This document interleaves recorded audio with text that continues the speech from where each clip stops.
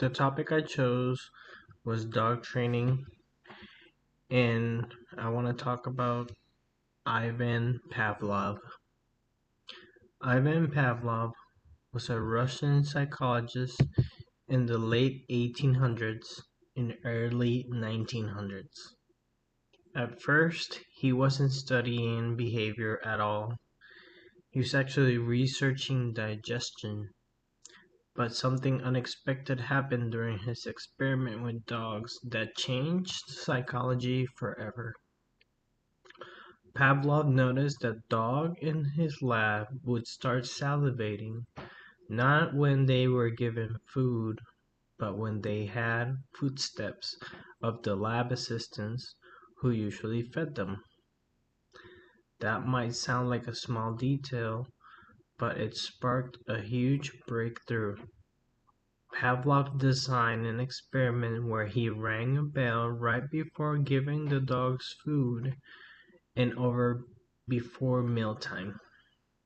They began to start salivating just at the sound of the bell, even when no food was followed. This process is called classical conditioning. Pavlov showed that the dogs could learn to associate a neutral stimulus, like a bell, with something meaningful like food. And once the connection was made, the dog would react to the neutral stimulus as if it was the meaningful one. So, what does this mean for dog training today? Well, classical conditioning comes in the form of the foundation of how we teach dogs certain behaviors. For example, when you say sit and you give your dog a treat every time they do it, they start to associate the word with the reward. Eventually, they just sit when you say the word, even before the treat comes out. That's conditioning in action. Dog trainers use this concept all the time, whether they're teaching basic commands, potty training, or helping dogs overcome fear. But it's not just about food or treats. A calm voice, a gentle touch, or even a favorite toy can become powerful tools when paired consistently with a desired behavior. It is also a reminder of how dogs and people learn best through clear, consistent signals. Pavlov taught us that timing matters.